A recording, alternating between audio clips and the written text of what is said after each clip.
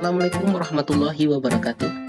Apa kabar semuanya? Kita berjumpa kembali dalam tugas kita yaitu 1.1A8, koneksi antar materi, kesimpulan dan refleksi pemikiran Ki Hajar Dewantara.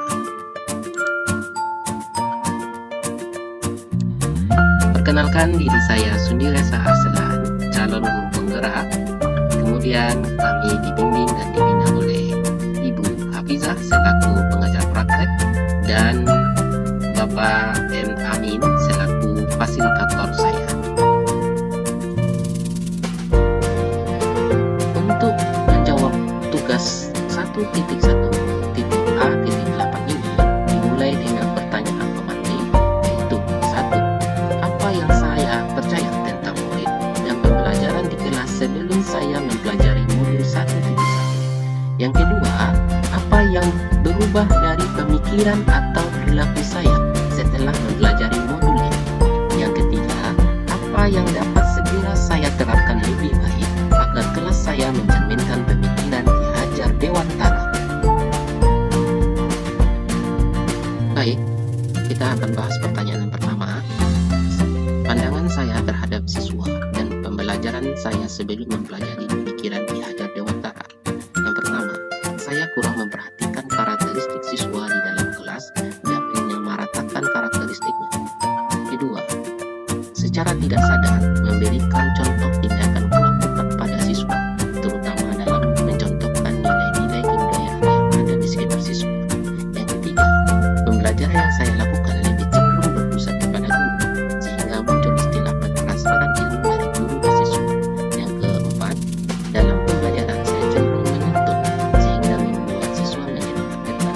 Yang kelima, saya lebih fokus kepada pencapaian kompetensi dasar kakak, sehingga memaksa siswa harus bisa memahami materi yang diajar dan lebih cenderung memikirkan aspek kognitif siswa.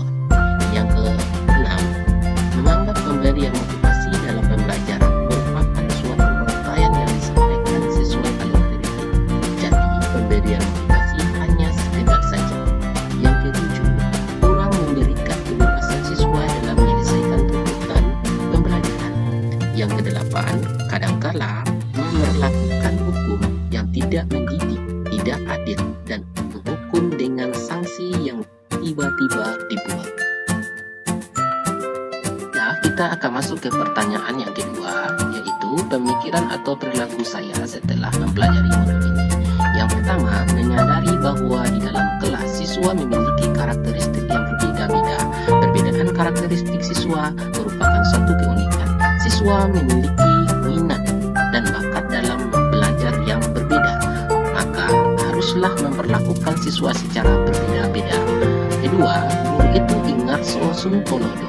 Dalam memberikan contoh harus menjadi tauladan. Saya harus bersikap dan bertindak secara baik dalam belajar, karena siswa itu adalah contoh yang terhebat.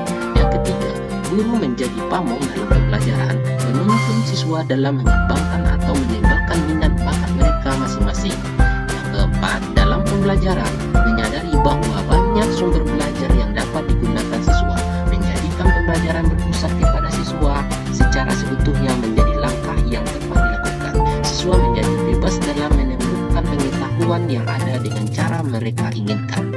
Yang kelima, saya harus memperhatikan 3 ranah dalam pembelajaran, yakni ranah kognitif, afektif, dan psikomotor, yang dikemas di dalam satu kesatuan yang tidak dapat dipisahkan. Yang keenam, memberikan motivasi dapat membuat siswa semangat dan bahagia. Pemberian motivasi merupakan suatu keharusan yang dilakukan pendidik sebagai pamong yang menuntun siswa dalam pembelajaran. Yang ketujuh, saya harus membuat suatu komitmen atau peraturan pembelajaran. Komitmen dan atau peraturan tersebut dibangun secara bersama-sama dengan siswa, sehingga hukuman atau sanksi yang akan diberikan tidak tumpang tindih dan adil.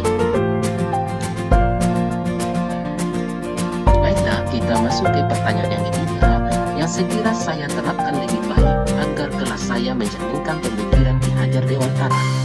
Yang pertama, saya merancang komitmen atau peraturan pembelajaran yang baru yang dibuat secara bersama-sama dengan siswa saya di dalam kelas.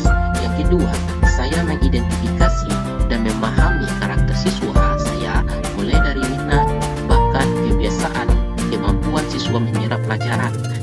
selanjutnya, saya harus bekerja sama dengan guru BK.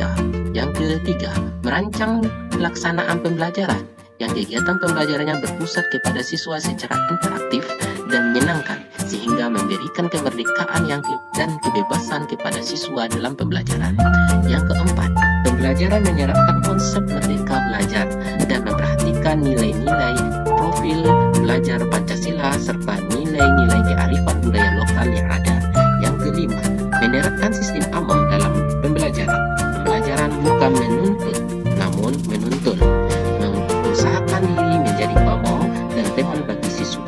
Yang keenam, pembelajaran harus memperhatikan kodrat alam dan kodrat zaman. Baiklah, kita sampai kepada kesimpulan dari tugas ini.